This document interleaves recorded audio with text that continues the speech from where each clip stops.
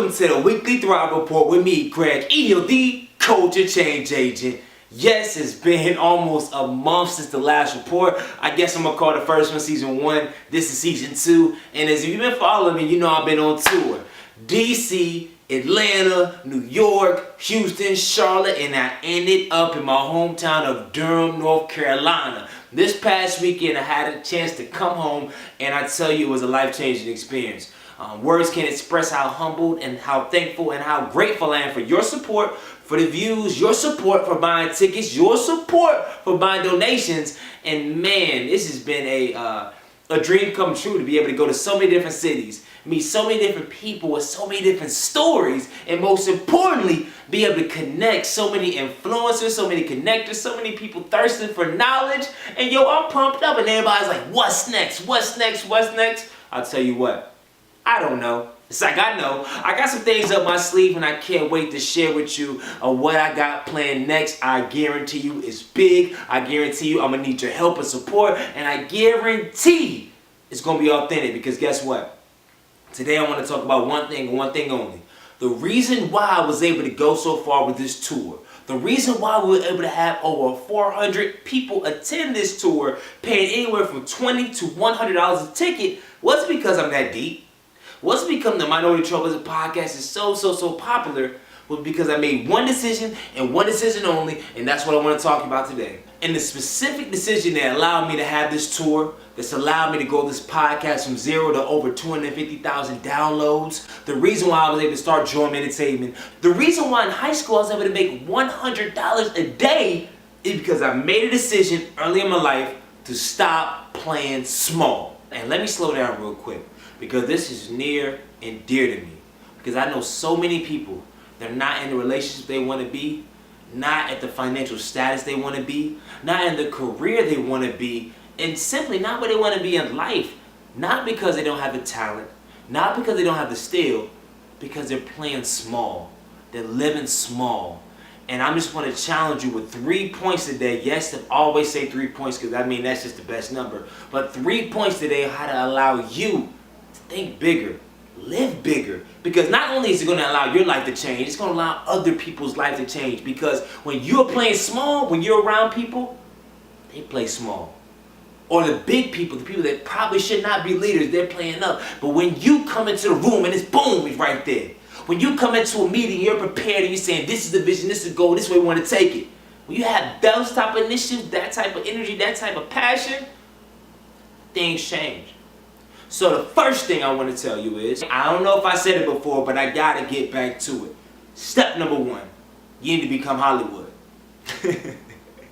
Like, you know when people blow up and people, they stop answering texts and calls and like, yo, you got Hollywood on us. Like, yo, this is what you need to do. And not to say that you need to just start ignoring text messages and act like you don't know anybody, but with your dreams, with your goals, whatever you're working on in your head right now, I don't know what it is, you need to become more Hollywood. Because guess what in Hollywood, right? When you go on the scenes, who's on the poster? Who is selling tickets? Who's getting interviewed? The star, right? And in your life right now, you're the star of the show, right? So in order for you to have to leave the most valuable impact on the world, you need to be the star. And what do stars do? Stars focus on themselves. They focus on their roles. They focus on their lines. Not just to make them look good, but to make the movie look good. So I'm not telling you to be selfish. I'm not telling you to be self-centered. I'm telling you to focus on yourself in order you to change the culture. Because we got so many people trying to change the culture, but they focus on themselves. And when that happens, pain, stress, fear, because you focus on something you can't control. You can't control nobody else. You can't control nobody else's kids. Look at Charlottesville. We cannot control what's going on in America right now. But what you can do, you can control what's going on in your circle, right? What's going on in your church? What's going on in your family? What's going on in your friendships? What's going on in your relationships? That's what you control. So when you make yourself the star of the show, then the movie gets better. You go global, you go national. So I just challenge you. I know I got real passionate right there, but number one, the word. You need to go Hollywood, all right? Number 2. And this tour, I've realized is something that people in sales and more people with probably a little more confidence than me already are new, but you need to ask for what you want. When you play small, you ask for small requests, you ask for small things, and sometimes you get small replies. And every now and then somebody be over and beyond and give something, but I've realized the key change agents in the world, they ask for what they want. We're in their contract, we're negotiating, they say, okay, my rate is this. They ask what they want. But I remember when I first started speaking, right? I knew I wanted to charge at least $2,500 to $3,200 for when I first started, because I knew I was worth it. I knew I brought that type of value. I knew that was the industry standard. But when somebody said, what's your rate? I would say $500. I would say $250. I would say, I don't know. I mean, you tell me your budget.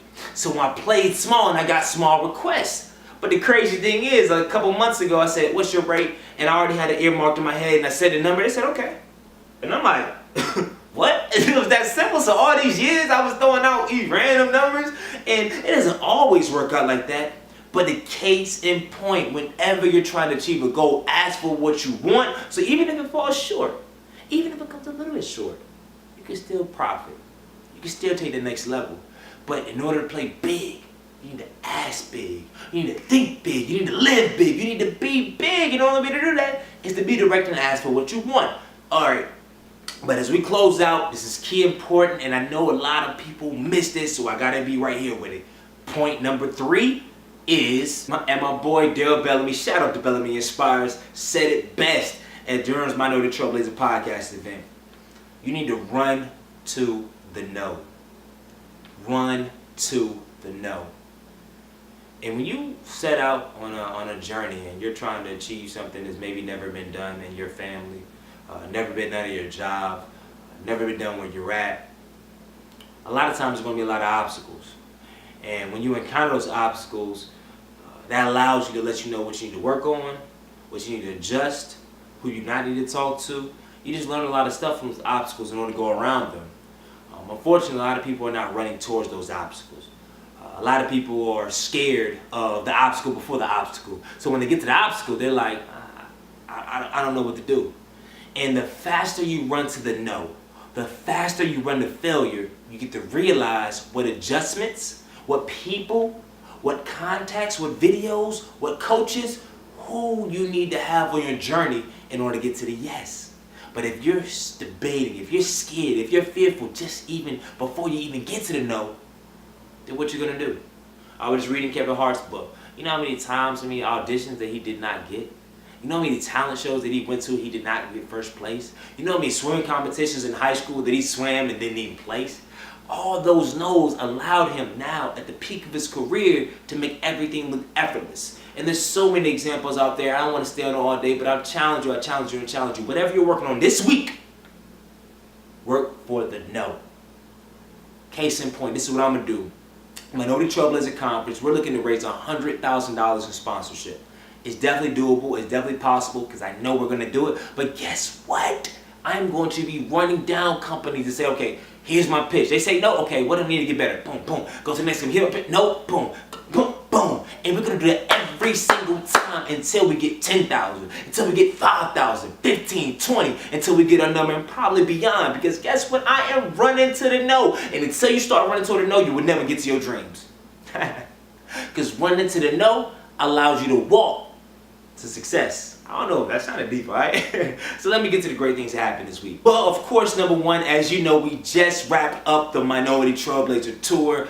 Durham, North Carolina showed so much love. Over 100 plus paid RSVPs. They showed out, they showed up, and they showed out. Whoa! I was excited, man. And most importantly, had the opportunity to see my mother smile, engage, and see her son do something for the city. I mean a lot. She was there when times was tough, when I was homeless. She was there when I needed gas money. She would give me gas money. She was there at 25 years old, sleeping on her couch for 3 months. Like, she's always been there. So anytime I have an opportunity to share kind of some of the results that her son has been able to do through God, through family support, and most importantly through her, it meant a lot to me. And then I had my brother Daryl Bellamy, had my brother Will, Derek Beasley, co-founder of Black August, Dr. Mitchell, co-founder of The Art of Cool, my boy Brandon Drew come through, who has his own national tour, flew out on a red eye, not only to come, but to add value and support. I mean, it meant a lot, man. So shout out to all my Durham people that came through and showed up. The second great thing that happened, last week I didn't get a chance to upload a video, but I was in Harlem and I went to Charles fast food restaurant and I had the best fried chicken, yams, macaroni and cheese I've had in a while. So if you ever in Harlem, New York, make sure you talk about Charles fast food restaurant. Shout out to my roommate, Messiah Davis at college, man, put me onto the restaurant. And then last thing, we've already sold 3 tickets to the Minority Trailblazer Conference. I haven't promoted it publicly yet because we're still working on some stuff. But if you want more information and get your early bird registration for it all done, go to mtbconf.com to learn more about it. Shout out to Jay Reed and the design team for putting together the website. And we're going to be making more updates. So if you're interested in sponsorships, we're not looking for speakers or anything of that nature. Send me an email at greg@gregehill.com or look at the website for updates.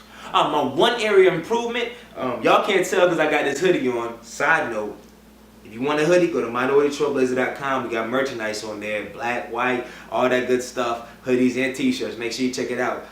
But on tour, I gained 10 pounds. Like, I was at Houston eating at Breakfast Club. Shout out to Breakfast Club. Live Oak had the Henny wings. Everywhere I was going, I had wings, had burgers, had fries. What a burger. Man, I've been everywhere around the country eating. I put on 10 pounds. So luckily, I linked up with my boy Justin Burton. And yo, guess what? I'm in the gym. I had my first workout day yesterday. Now I'm back in next week, and we're going to see how it goes. So definitely keep me in your prayers. And yo, guess what? The motto. No secrets, just work. Shout out to Justin Burton. That's his brand. My recommended book today is The Art of Influence by Chris Widener. I just started the book, but just from the first couple pages, man, I'm talking about value add. If you consider yourself an influencer, want to become an influencer, or know an influencer, other influencer, you should read this book, alright? Make sure you check it out. The link is going to be on the YouTube video below, so make sure you check it out. My big takeaway of the week is simple. Demand something out of life. Today is not the age to ask nicely, to be kind with it. You deserve more. You deserve to get what you want. You deserve to work hard and reap the benefits of working hard. So in order to do that, you need to demand something out of life. I said it a couple weeks ago, about living with force, and I mean it to the end of the day. Because the reason why I do what I do, the reason why I know it's going to be successful and on some of the highest levels that the world has ever seen, not because of my talent, not because of my will, because I'm demanding it out of life. I give 110% every single day. And the days I don't give 110, I give 90%, so the 110, 90 plus 8 was 100, right? So demand something out of life. So this week, demand what you want out of this week. Is it a pay raise? Is it an increase in something? And even if you don't get it, just having that be in your thought, having that be in your focal points will allow you to make the steps necessary to eventually get what you need. My goal for next week, take a vacation. I will be going to California. I actually might do a small workshop. So if you're in California, be on the lookout. Might do a pop-up. Who knows? But I will be in California for a week. I've never been. So if you know any places, make sure in the comments you put food, restaurants, whatever. Hopefully if you live here, you could like take me out and you can sponsor a meal or something like that. But I'll be in California and I can't wait to be there. But certainly not least, I need you to do one thing and one thing only this week. What is that, Mr. Hill? I need you to write down, go grab a sheet of paper, pause the video, grab a sheet of paper, and write down what is the one thing you are going to accomplish for the rest of August. What is that one thing? For myself, it's fully finishing up the Minority Trailblazer site, having all my merchandise up, and that is it. Because I know October is going to be crazy, September is going to be crazy, but that's my one thing. So write down your one thing and send me updates, right? Send me updates via email, greg@gregehill, because we're on this journey together.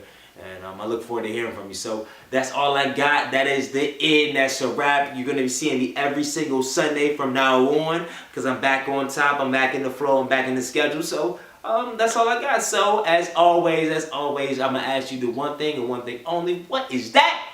change the freaking culture. Good night. If I had one wish, we would be best friends. Our love would never end. We'll just begin. If I had one wish, you would be my boo. Promise to love you. Trust me, I'll trust you. You know I can't sing. That's all you got for this weekend. Peace.